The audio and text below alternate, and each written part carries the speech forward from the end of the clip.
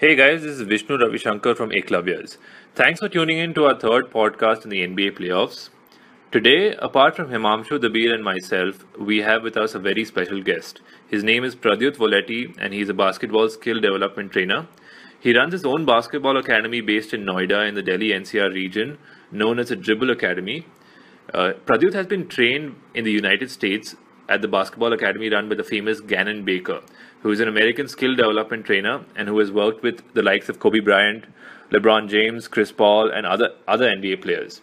Now, apart from the three of us, we are also privileged to bring to you the expert inputs of former NBA greats and current NBA analysts Reggie Miller and Chris Webber. These guys were kind enough to speak to us before the conference finals began to provide their views. You will hear them speaking about a variety of topics, about the importance of shooting in today's game, the impact of the big guys are going to have for their teams, the pick and roll game, the mindset of playing through injury, staying healthy in the playoffs, and of course, the importance of team basketball. So we're going to insert their inputs at the relevant parts in the podcast. You guys are in for an exciting podcast this time around. Listen in and enjoy. We left the last podcast towards the end of the Los Angeles Clippers and San Antonio Spurs series, and we're going to pick it up from there. Basically, the Game 6 and Game 7, which was left of that riveting series. So I gotta say that was probably one of the most fun first round series that I've seen in a long time. The last few games went down to the wire, and it was back and forth every match. And the last game, like the rest of the series, went down straight to the wire. And Chris Paul kind of exercised some demons along with the rest of the Clippers in getting that victory over the Spurs. Yeah, definitely. The Game 7 was a game for the ages, with Chris Paul coming up with that final game-winning shot, the layup over Tim Duncan. And the entire series itself was a closely fought series. The last game itself was separated by 2 points only, and that was the case for the entire series. Too bad it had to happen in the first round, but then Saturday see the San Antonio Spurs go. But now moving on to the semifinals. Let's start with the Western Conference, the Golden State Warriors and the Memphis Grizzlies series. Golden State has some pure shooters in Klay Thompson and Steph Curry, and Andre Iguodala has also played a huge role in the series. Yeah, Tony Allen's defense was huge in a few games, but he got injured. Golden State was the better team off. Yeah, I mean, Mike Conley missed the first game, which was taken by Golden State. And then he came back, of course, after those facial fractures. It was amazing to see him come back and play with that face mask. But he wasn't really 100%, obviously, for the rest of the series. They did manage to win Game 2 and Game 3, playing on their style, on the back of their style with strong defense, managing to shut down most of their, at least reduce their shooting, their 3-point effectiveness a bit. Especially like Pradyut said, with Tony Allen's defense playing a major part in that. But Golden State were just too powerful offensively for Memphis to sustain that. And they made a great coaching adjustment in Game 4 by putting Bogut on Tony Allen and just sagging, essentially playing a one-man zone while everybody else was playing man-to-man. And that kind of deterred a lot of the post play as well as the drives into the hoop, which Memphis really relies on because they don't have the shooters that a lot of other teams have, and the spacing isn't as great. So every time they got the ball into the post, it was a quick double team and either cause a turnover or a bad shot. So it was a great coaching move by Steve Kerr, who's proved in his rookie playoff experience that he belongs with the top level coaches. Yeah, that's right. And also to mention that these two teams have completely opposing styles, and it's easy for Golden State to put up points in a hurry and take a big lead. But when they do so, at least especially in the beginning of the game, Memphis playing with their style is very difficult for them to come back, given the time constraints remaining in the game. So that way, Golden State did manage to get off to quick leads in the beginning of the game, and Memphis were just not able to overcome that. Talking about Steph Curry for a bit and his play, I mean, MVP caliber play throughout most of the series. Steve Kerr did speak to him before Game 4 and told him to pass off the ball when he comes on offense, and then get the second or third pass back to him. And he did that. He played off the ball quite often, and it was effective. And I think he just let the game come to him over those last 2 or 3 games, and you can see he was a little bit more comfortable and didn't force the issue, reduced the turnovers, got some better shots. And again, I think Tony Allen being hurt really, really helped that, because there was only one perimeter defender that Memphis could really rely on with Mike Conley, and they kind of had to use him to whoever was hot. Yeah, that's right. And Mike Conley himself was not 100% this series. Memphis will have to rethink their plan for the future, because this squad with Marc Gasol, Zach Randolph, Mike Conley have been together for quite a while. I think over 5 years they've been together, and I don't know if they're going to come back and then change their style. But then they're a grit and grind team. Let's see what happens for the next season. But for now, it's Golden State who has advanced, where they will face the Houston Rockets, who came off that improbable comeback against the Clippers and took that Game 7, which happened recently, and they will face the Golden State Warriors in the Western Conference Finals.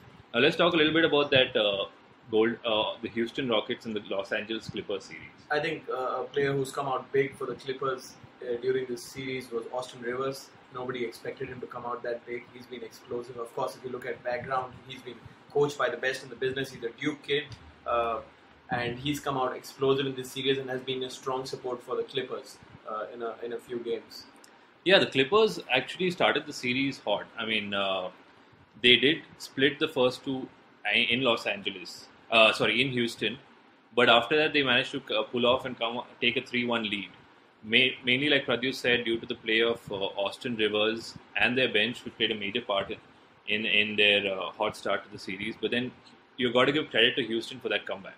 Yeah, they made a couple of coaching adjustments. First, they put Dwight Howard on Blake Griffin a lot more when he got the ball in the post towards the late games, and that made a huge difference. Generally, the general thought behind a lot of defenses is put your biggest guy and more of the rim protectors. So you have your power forward actually guarding the other power forward, but it wasn't working out because Blake Griffin was hitting jumpers, just bullying Josh Smith a lot. So Kevin McHale made the adjustment, and it worked out great for them. And over the last 2 games, Blake kind of had more pedestrian games. I mean, he still was his dominant self, but when it came down to crunch time, when they put Dwight Howard on him, he was neutralized somewhat. And at the same time, he kind of actually, over the last 2 seasons, you haven't really thought of Dwight Howard as the dominant presence he used to be back in Orlando, but over the last 2 postseasons, he's been absolutely phenomenal. And you kind of see that every once in a while, that when he turns it on, he can be his dominant self again. Yeah, and also, what do you think of the play of Josh Smith? I mean, he was waived by Detroit in December, and then he came to Houston.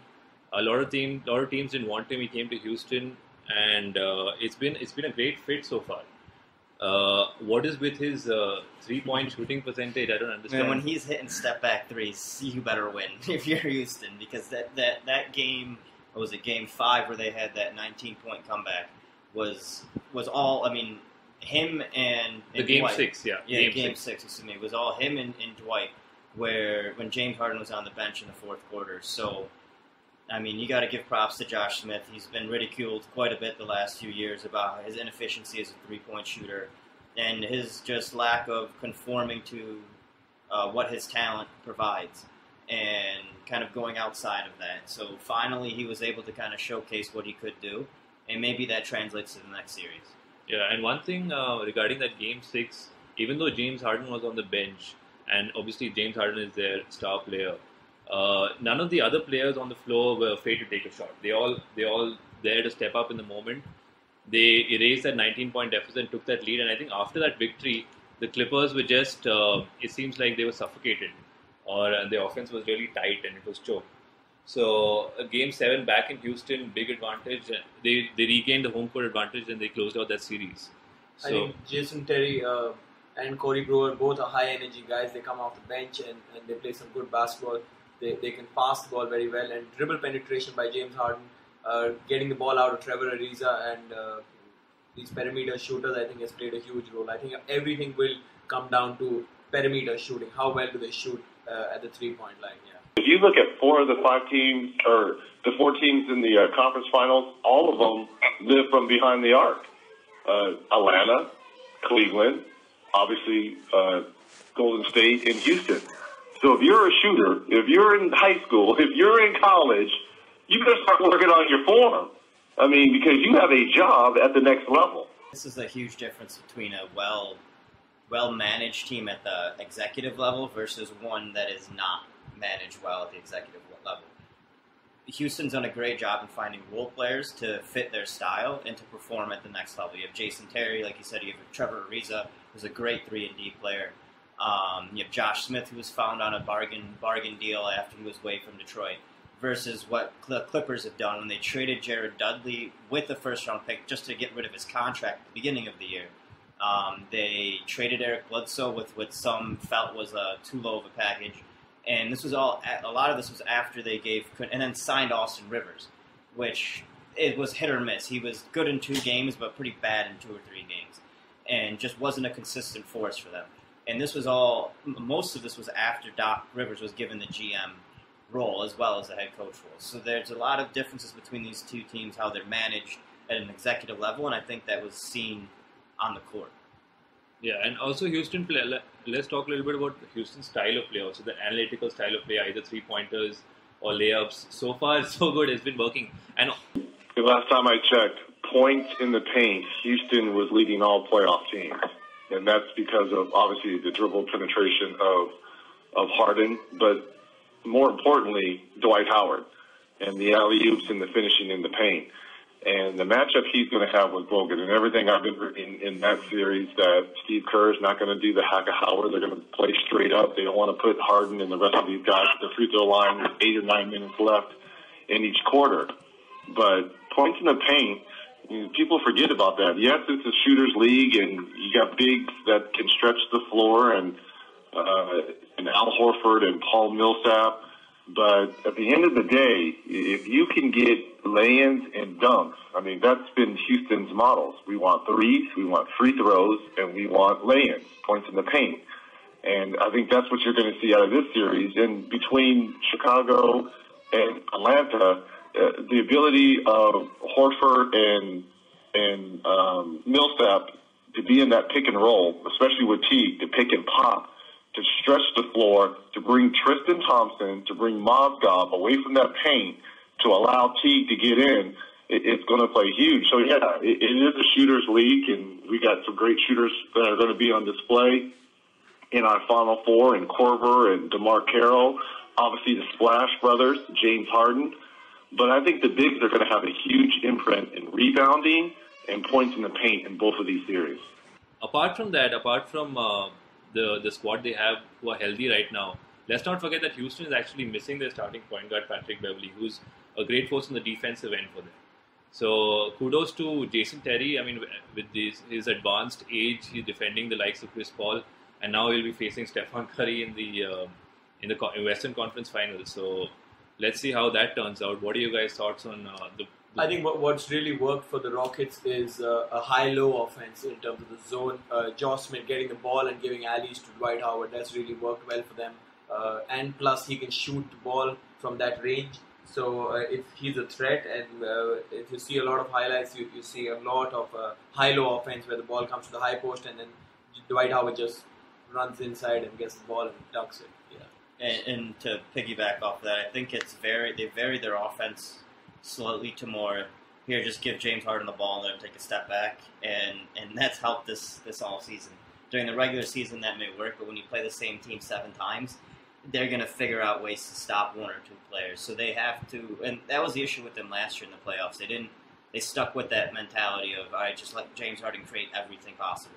And it's kind of, now they have the talent around them to allow Harden to take breaks, either when he's on the bench or even when he's on the court, and focus the offense around other players like Harden, like Josh Smith, and getting shots for Terry and Ariza and all these things, and it's shown that they've improved. The lack of consistency for me is still obvious for Houston. Like, to play that bad for that 3-4 game stretch in the middle, even though they came out with one of the wins, and you can't do that against Golden State. Yeah. That Houston has closed out this series, let's talk a little bit about the preview of that matchup, the Warriors and Rockets matchup. So yeah, I mean the thing that Houston, I'm just going to reiterate what I said. They have to play more consistently, and their defense has to play better because I mean you're playing the Clippers, who can get in some offensive lulls, especially when their top five, six players are on the bench, when they're more bench heavy on the court. And Golden State is not going to be the same. They have 2 or 3 extra guys on the bench that would be starters on 90% of the team with AI and Draymond, depending on who he's playing and who their matchup is. You have David Lee in the back there. So all these guys at Livingston, all these guys can play on other teams or could start on a few other teams. So Houston's going to have to be a lot more consistent and a lot more intense throughout the game. They can't take time off. Yeah, for sure. And the Golden State team is almost fully healthy right now, and they're playing top-notch basketball after the regular season, the 67-win regular season. So it'll be good to watch. In my opinion, I think the Golden State Warriors have a path to the finals. They're going to win it in 6 games. That's what I think. I don't think Houston can win more than 1 game in Golden State. So that's my prediction. We'll have to wait and watch. Interested in the big man matchup out here between Andrew Bogut and Dwight Howard and Josh Smith and Draymond Green. David Lee has been out for a while now. He's been coming in only for spurts, but I want to see how well Dwight Howard can be guarded by Andrew Bogut, and I think that will be quite a determining factor because Josh Smith can definitely pass the ball, but I think Andrew Bogut has been able to find that free man a lot of times during games and give it out to a person at the 3-pointer line.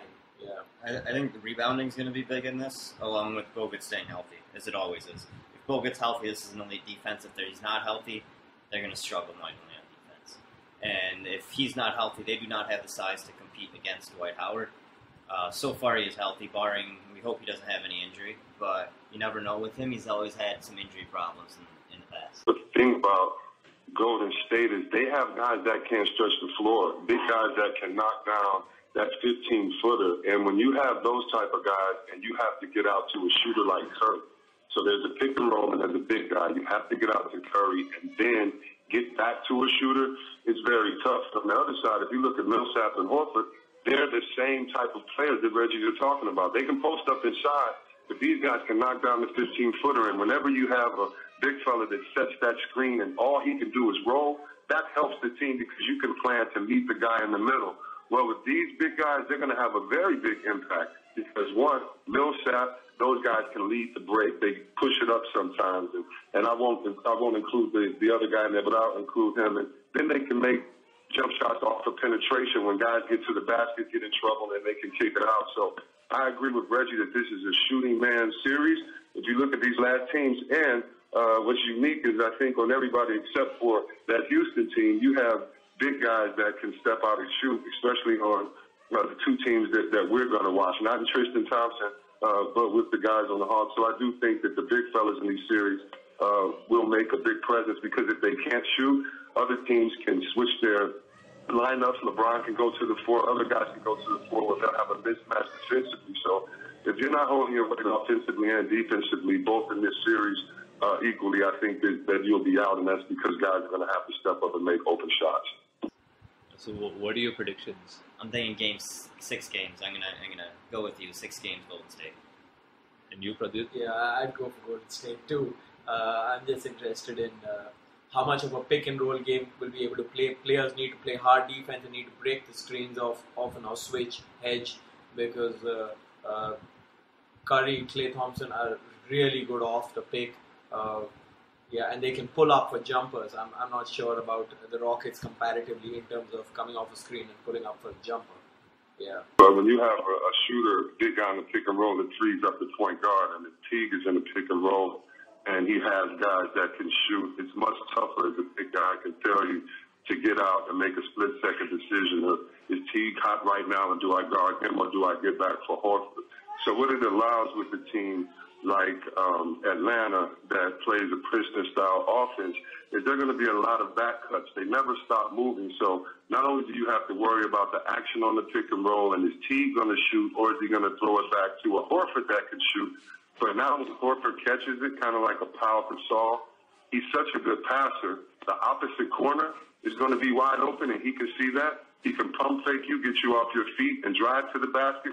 He can hit that little floater right there, or he can dribble handoff to the other side. So when you have a guy that's a big guy that can shoot, pass, and dribble, what it does is it really messes you up, because now it's almost like a half-court press, because you have two guys on the point guard, one guy in the middle, and it's like a 4-on-3 or a 3-on-2. And so if you have a guy there that can make wise decisions, it really helps your team. And out of the teams that are left, you look at the Hawks, and they seem to have the big guys that can pass and play in the fluid offense like they do, which is why it's so hard to check their team, because they're always going to get easy buckets because that one guy in the middle can do so many things.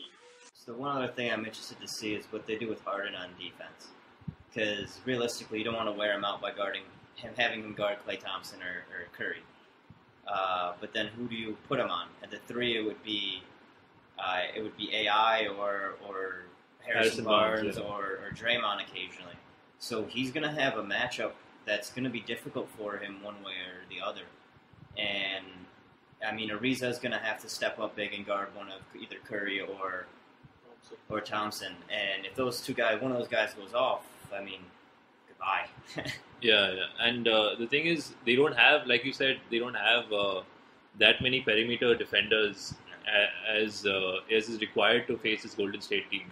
So if Ariza is guarding either Curry or Thompson, then the other one is going to get hot, and that's going to be a big problem for Houston. I think what is also interesting is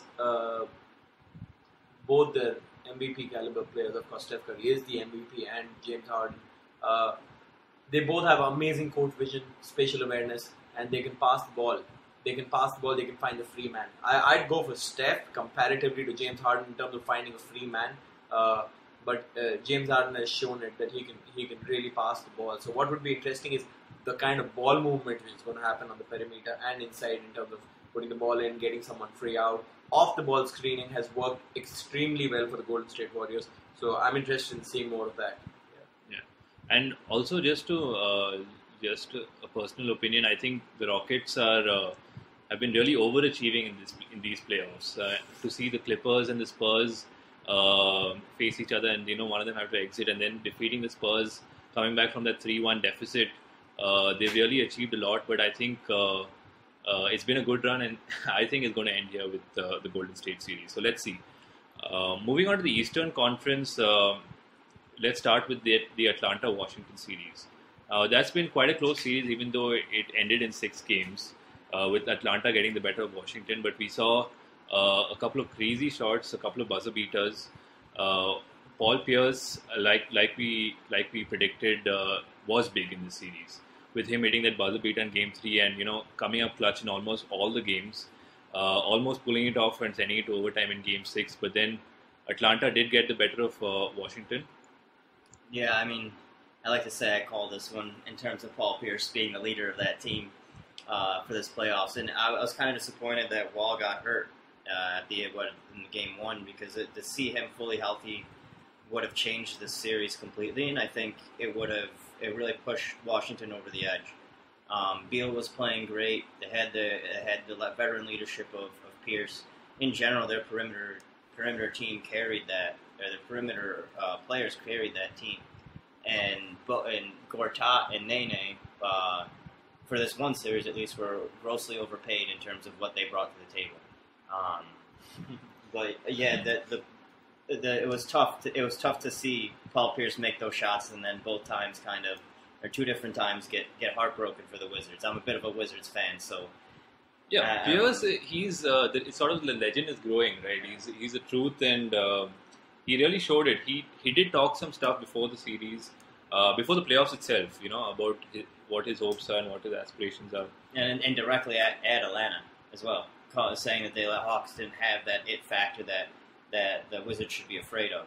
And for the first 2 games, it showed that. And he clearly was not scared throughout the series, talking as much garbage as he did and backing it up as well.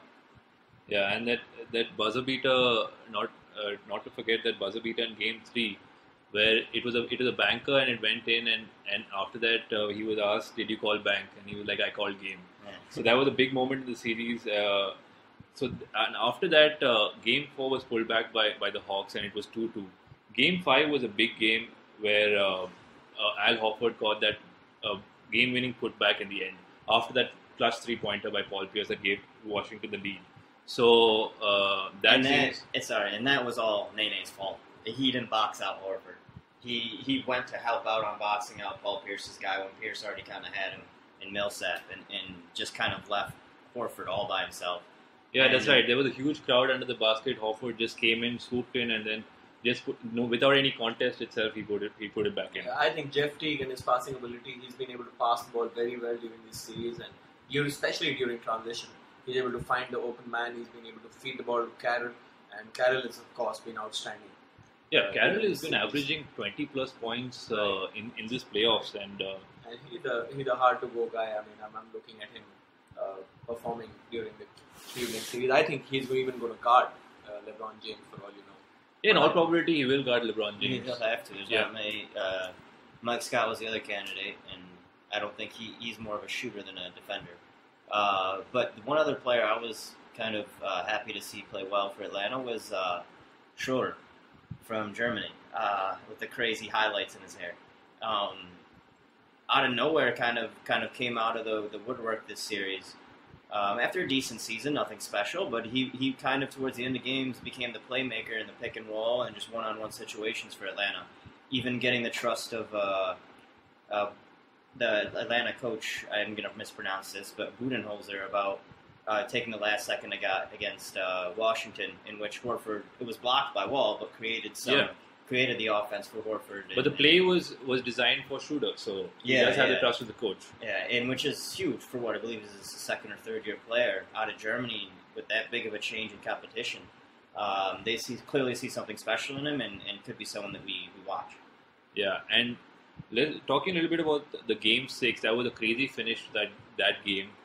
With the Hawks up 3-2 heading into Game 6. Final minute of that game saw 2 layups by DeMar Carroll. And Atlanta did take a 3-point lead with 6 seconds left in the game. But Paul Pierce, they ran the play for John Wall, but it ended up in Paul Pierce's hands, and he again came up clutch, hit an incredible shot, but he just got it off a millisecond too late and could not send it to overtime, and Atlanta clinched the series. And that was 2 heartbreaking losses for Washington, who played great down the stretch in both times offensively, but really kind of lapsed on the defensive end. At least the big men did in this last game, on the 6th game, giving up two simple layups based on basic offenses of pick and roll because they weren't hedging properly or they didn't second help. All right, so now Atlanta is moved on to the Eastern Conference Finals, where they will face the Cleveland Cavaliers, who have reached the Eastern Conference Finals for the first time since 2009. Now, let's talk a little bit about that Chicago Bulls and Cleveland Cavaliers series. What are your thoughts on it? It was behind the Atlanta-Washington series. It was my favorite series of the second round. I love watching Derrick Rose play, and even though he's not up to that level where he was when he was MVP, he's getting there. And well, he may never get back to that level, but he's getting to be where he's finding his way as a new player in terms of what his body can and cannot do.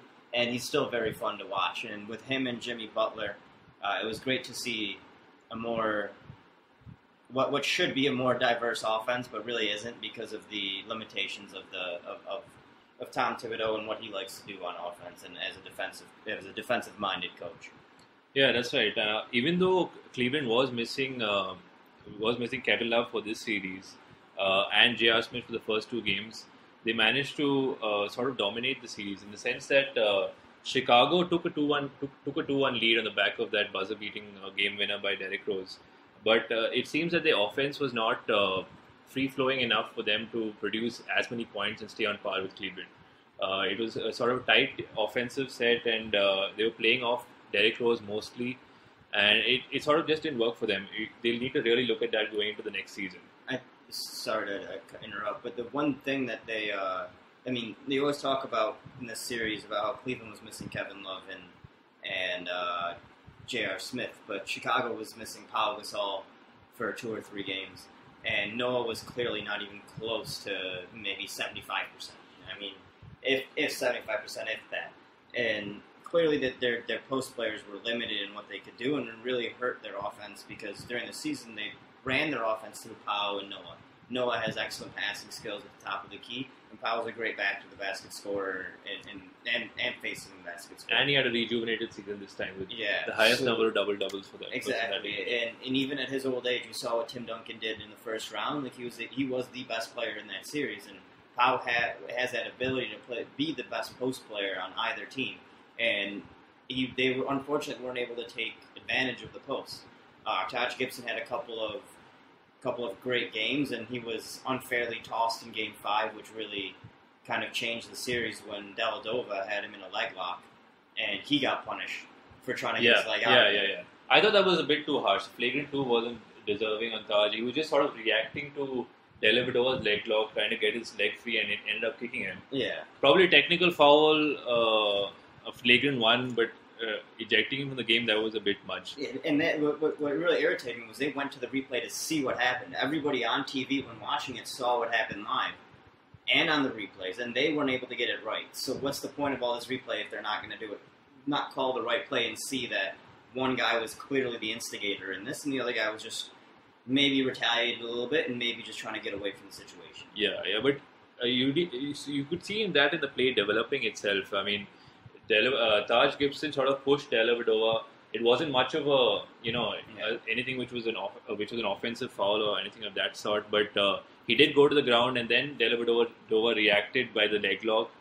And then what happened is everybody knows Taj Gibson. Of course, the playoffs comes down to high contact, and whichever team can control their tempo and not lose their head, comes out bigger.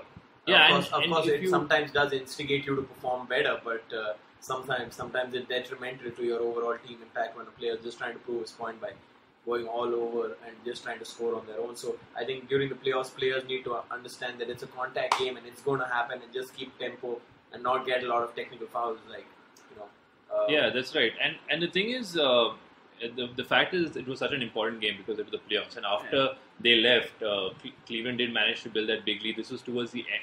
It was in the beginning of the fourth quarter, actually. Yeah, it was like 8-9 minutes left in the fourth quarter. Yeah. And then they ran away with the game. So, and that too with Pau Gasol out. Noah limping. Yeah. So, I mean, you had to put in a limping Noah in there. And that just couldn't cut it when you have Tristan Thompson dominating the offensive glass and LeBron playing the 4, being the beast that he is.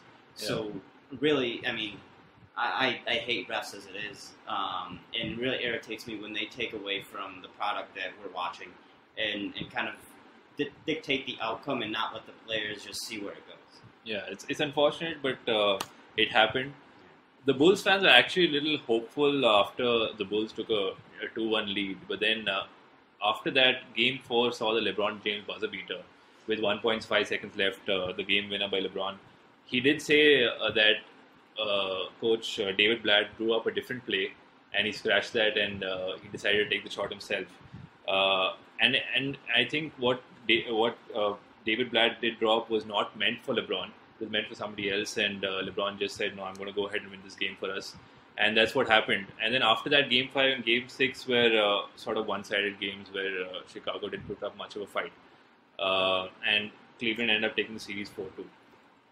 So, I mean, I think championship caliber and having a player in your team who's played and won an NBA championship does play a huge role in terms of knowing how to react and how to perform. And of course, LeBron James knows when to shoot, and he can be the go-to guy in terms of crucial moments as he's shown in the past. So I think that will be a determining factor. Also, the play of that's right, and also the play of these former Knicks who are currently playing for Cleveland. J.R. Smith, after he came back from his suspension, did hit some really big shots, and Imam Shumpert too played well, putting in some crucial buckets. Timofey Mozgov wasn't as good as he was in the regular season, but still a big body inside, helping Cleveland.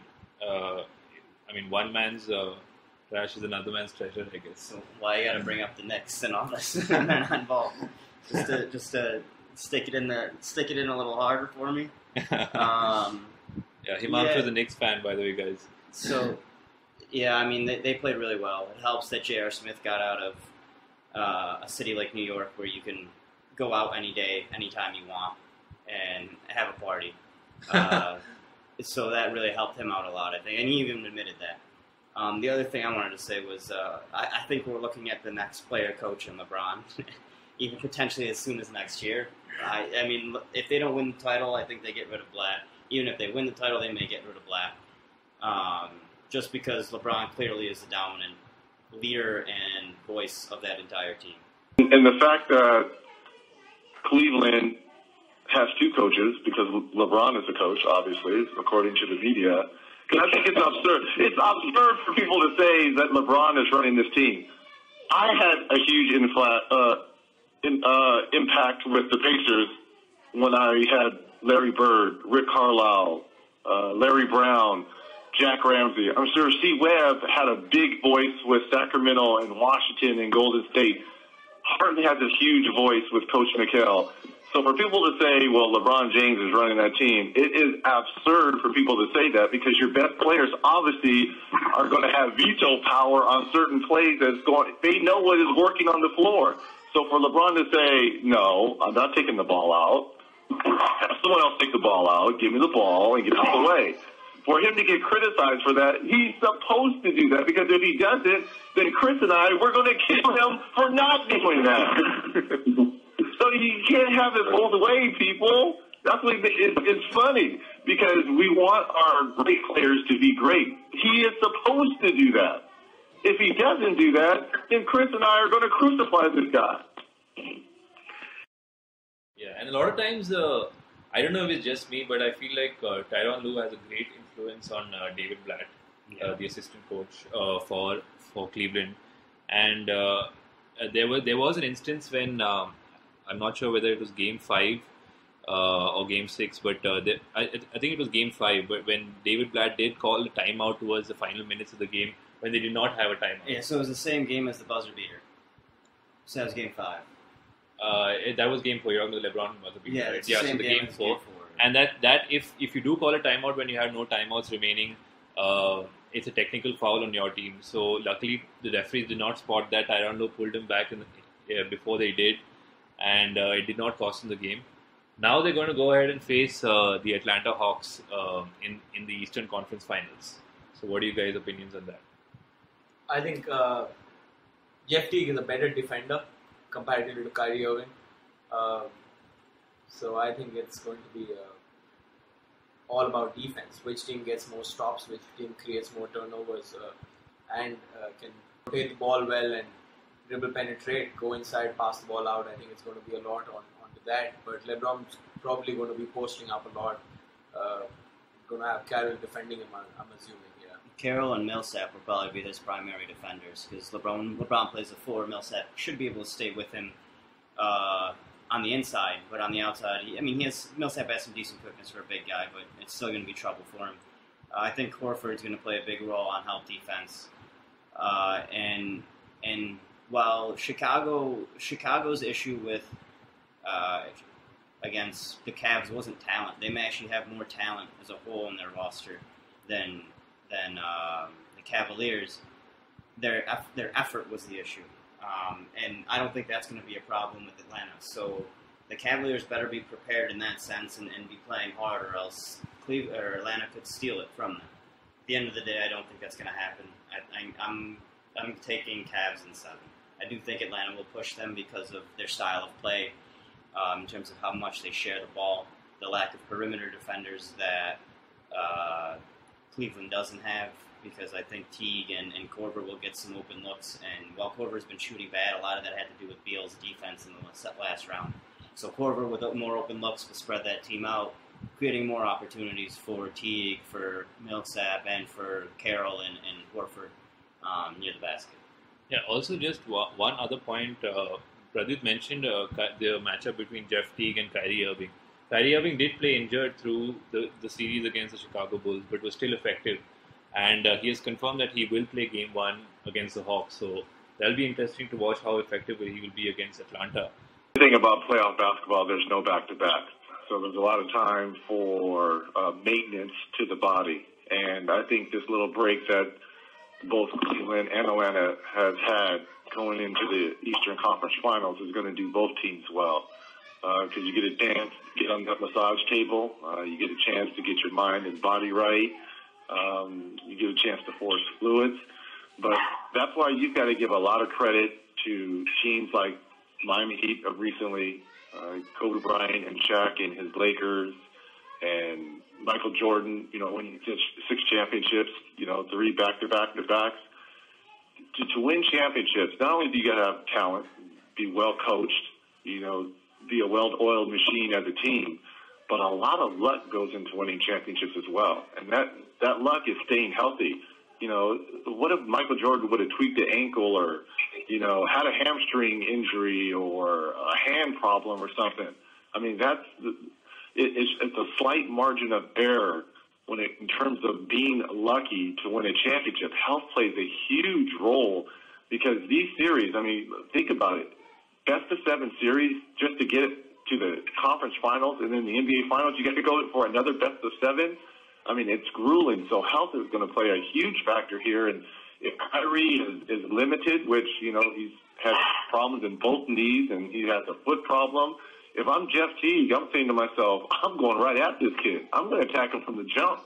It's a part of the game, and you've got to be able to use that. So don't be surprised if the Atlanta Hawks and the guards and Schroeder and Teague, they go right at Kyrie Irving. They're going to test those knees and that foot. Yeah, it's hard to feel, you feel bad for everyone with injuries, but I don't really feel bad for anyone because we know it can affect any team at any time, and no team deserves health more than another team. And so injuries have already played a factor, and Reggie just went through it perfectly, I think, and expressing, just how far are you away, just inches, because teams are so fragile. And, I think with a guy like a Kyrie Irving, I think he's unique in the fact that he can catch and shoot. He can shoot off of the dribble. He can post up. He can drive. And when he gets hurt, I think he has more of a luxury than some other players that may be 1 or 2 dimensional. You can put him in a corner and he's just as effective. He doesn't need to take a dribble to get his shot. You can put him on a pick and roll and let him be a decoy and 1 hard dribble and he can find someone. So even though he's hurt, I expect him to find ways to fit in because his skill set allows him to play point guard, 2 guard, and even a small 3 at times if they go with a different penetrating lineup. His presence just spaces the floor. So it'll be interesting to see how they handle it. And also, these injuries also put guys in trouble for foul trouble. Now that Tristan Thompson is starting, how does that, affect the rest of the rotation? So it definitely causes some interesting possibilities, and it'll be fun to watch. I've always said this. Me at 70% was better than a lot of 2 guards at 100%. So I will always bet on my right arm. So even when I'm out there, I can be a decoy because I knew they were never going to leave me from behind the arc. So I'm helping my team in some kind of way. Playoffs, you have to play hurt. I don't care. Everyone's banged up this time of year. So, look, evaluate, man. I am winning 4 games away from the NBA Finals. You kidding me? Evaluate. You better get your butt out there and play. Well, I think, it has been mentioned a number of times in the past that the Atlanta Hawks are the San Antonio Spurs of the East.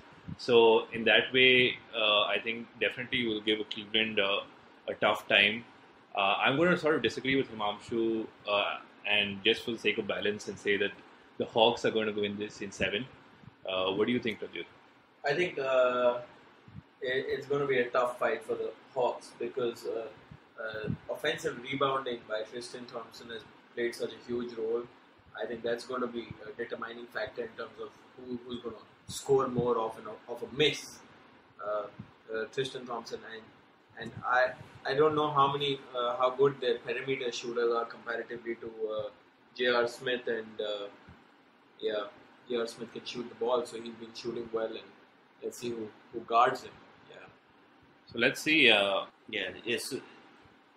Yeah, so I mean, I wanted to disagree with one point. I do think that Atlanta's three-point shooters may actually be overall better than simply because of Korver. When Korver close to shot 50% over the course of the season on threes, and if he can space that the way they play offense, I mean, I think their shooters are good enough to compete with the Cavaliers, and let's hope that I'm hoping that the Atlanta fans find a way to distract J.R. Smith in Atlanta. Also, just another point, if LeBron and James, the Cleveland Cavaliers, do win this, it'll be LeBron's fifth straight appearance in the NBA Finals. So that's something which is quite historic. I mean, of course, we've seen people do it in the past with Bill Russell winning those 11 championships in a row, but LeBron is probably the great in today's era.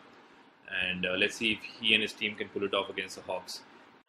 Yeah, this reminds me of 2 years ago, the playoffs, and we could talk about, realignment or the last 8 teams on, the last 3 teams on the East shouldn't be in, those type of things. But the season is totally different for motivations, incentives. And so, I think, one, it shows how competitive guys are.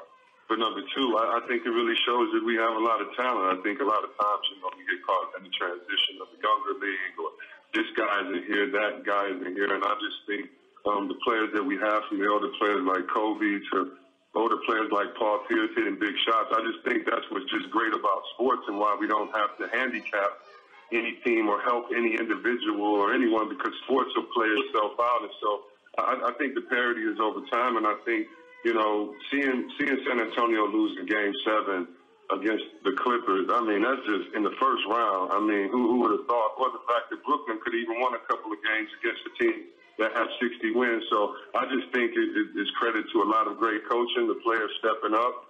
And this is the NBA, man. When guys get on TV and have this, at the end of the day, I know it gets clouded with off-the-court issues, personal issues, contracts, new TV deals, all this other stuff. But at the end of the day, if a guy's worth half his salt, he's still in the dream world trying to get a championship. And I think that's what we see when we see Kyrie come out, injured, or what we see when Steph Curry has a bad game and comes back out. Guys are still hopefully in their dream mode and living a dream. And so I have to give credit to the players, to the coaches, and for just pulling out their best. But I think it's something great, and I think that this will, hopefully become a trend, and then become more than that, with how close, how tight series, how close games are, and you really can't pick just off your head who's the best because of the record, because matchups make everything.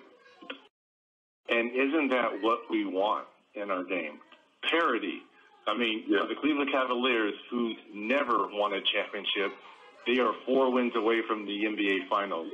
Or the Atlanta Hawks, whose last time they won a championship, they were the St. Louis Hawks in 57, 58. Or if you're Houston, their last championship, I believe, in 94, 95, when Kenny Smith's knees were rubbing together on his jump shots. Or for the Golden State, Rick Barry was doing underhand free throws. We want parity in our game. Yeah, everyone says, well, where's the Lakers? Where's Boston? Where's New York? No. What makes a league successful is every time come October for training camp, when the coaches are addressing their teams and they're looking eye to eye to their men, we have a shot to win that. And at the start of this season, these 4 teams, other than maybe because LeBron was coming home, were we saying they should get to the NBA Finals. We were not talking about Atlanta Hawks in the conference finals. We certainly weren't talking about Golden State in the conference finals with a coaching change, with a rookie coach coming in. And even though you had Harden and you had Dwight Howard, we weren't mentioning them to be in the Western Conference Finals. We want parity. And if these games are any indication, with teams blowing big leads, I mean, Golden State comes back from 20 down in the 4th to close out New Orleans. I mean, you want that. You want New Orleans, and you want Anthony Davis and the best talents in that AC up 20, and they lose it. I mean, you got the Clippers at home in a closeout situation up 19. A chance to go to the conference finals, a place they've never been before. They lose it. It's parity, and that's what you want. That's the beauty of basketball. One more thing to add, Reg, that I love about it is, it's team ball. I think for a while we got into individual one-on-one, stand out there, shoot 50 shots, and most of these are teams that are here, especially when you look at the Atlanta Hawks. Their assist ratio is just crazy with how they play, but I love the fact it's getting back to team ball. These teams are the highest in assists, the highest at getting to the free throw line. So I love the fact it's parity and the best teams eked it out because they play together. I think all four teams are going to be well coached. They're going to be well prepared. Obviously, in the Western Conference Finals, they have not had a lot of time other than Golden State to prepare for Houston. But Houston really hasn't had any time to prepare for Golden State. But I don't think we'll see a lot of coaching errors in the Final Four here. But I think we'll see a lot of coaching adjustments from game to game. So let's see. We have a good couple of weeks of basketball coming ahead in the conference finals. One game every day for the next 14 days if needed. Yeah, if each series if both the series goes to Game 7, then yes, one game every day for the next fortnight.